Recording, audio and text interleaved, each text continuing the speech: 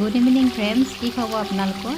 আজি মই আপোনালোকৰ মাজত হাঁহৰ বইল ৰেচিপি এটা শ্বেয়াৰ কৰিবলৈ লৈছোঁ। আচলতে ৰেচিপিটো হৈছে মোৰ দাদাৰ, আৰু এই ৰেচিপিটো ভাবিলোঁ আপোনালোকৰ মাজত শ্বেয়াৰ কৰি থওঁ, কাৰণ এই খাবলৈ সঁচাকৈ বহুত ভাল হৈছিলে। এইদৰে আগতে মই এইদৰে বনাই খোৱা নাই, প্ৰথমবাৰ খালোঁ। এটা ভাবিলোঁ আপোনালোকৰ মাজতো শ্বেয়াৰ কৰি লওঁ। প্ৰথমতে ইয়াতে হাঁহ মাংসৰ তেলৰ নিচিনাবোৰ দি পেলাই ইয়াতে কেৰাহীত দি দিলে, শুকান কেৰাহীত।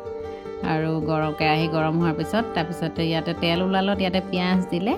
পিঁয়াজখিনি দি ইয়াতে অলপ নিমখ দিব। এতিয়া নিমখ দি ভাজি থাকিব। পিঁয়াজখিনি গলি যাব যেতিয়া আপোনালোকে চাই থাকক, মই কৈ যাম এটা এটাকৈ কি কি দিছে।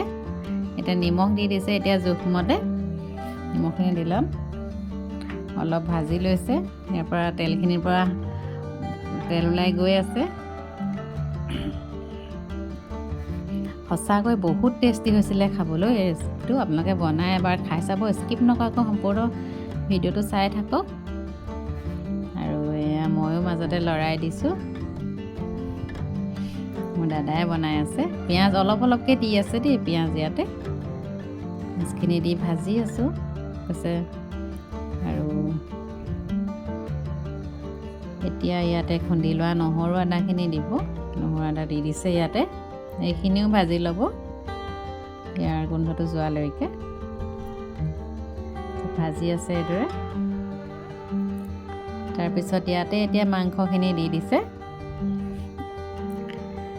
আটাইখিনি মাংস দি দিছে। ইয়াতে হালধি এতিয়া ব্যৱহাৰ নকৰে, হালধি অলপ দেৰিকৈ দিব। আপোনালোকে চাই থাকক, এটা এটাকৈ কি দিয়ে চাই থাকক, মই কৈ যাম আপোনালোকক। আটাইখিনি মাংস দি দিছে, দি পেলাই এইখিনি ভালদৰে লৰাই লৈছোঁ। অলপ সময় ভাজিব লাগিব এইদৰে। নিমখ দিয়া হৈছে অকল, পিঁয়াজ আৰু আদা নহৰু। এতিয়ালৈকে একো মছলা ব্যৱহাৰ কৰা নাই, আৰু শুকান জলকীয়া দিছে 3টা। বেছি মছলা ব্যৱহাৰ নকৰোঁ ইয়াত, যিহেতু এইটো বইল নিচিনাকৈ বনাব। কিন্তু এতিয়া অলপ সময় ঢাকি দিছে। ঢাকি দি পুনৰ ইয়াতে ওলকবি আৰু আলু দিয়া হ'ল, কিন্তু কেমেৰাটো অফ হৈ গ'ল, দেখুওৱা নহ'লে। তাৰপিছত ইয়াতে পানী দি দিলে, পানী প্ৰায় 2 গিলাচৰ জোখত পানী দি দিছে। এতিয়া পানী দি পেলাই ঢাকি ঢাকি লৰাই আছে। এতিয়া পানীটো শুকাই গ'ল। শুকাই গ'লত মাংস কালাৰটো বেলেগ হৈ গৈছে, দেখিছেনে? হাঁহৰ মাংসৰ এইটো কালাৰ আহিলে মানে খাবলৈ বেছি টেষ্ট হয়। এতিয়া পুনৰ ঢাকি ঢাকি লৰাই আছে। এতিয়া ইয়াতে মছলা ভিতৰত দিছে হালধি, অকণমান ৰেড চিলি পাউডাৰ আৰু জিৰা গুড়ি, আৰু বেলেগ মছলা একো ব্যৱহাৰ কৰা নাই। এইখিনি অলপ পানী মিক্স কৰি গুলি ইয়াতে দি দিলে, আৰু এতিয়া ঢাকি ঢাকি বনাই আছে। এইখিনি মানে হৈয়ে গৈছে, প্ৰায় 45 মিনিটমান সময় এইদৰে বনাই সিজি গ'ল মাংস। চাওকচোন, দেখিবলৈ ইমান ধুনীয়া হৈছে। আপোনালোকে এইদৰে বনাই খাই চাবচোন, যিসকলে সঁচাকৈ বহুত টেষ্টি হৈছিলে। মই প্ৰথমবাৰ খালোঁ এইদৰে বনোৱা।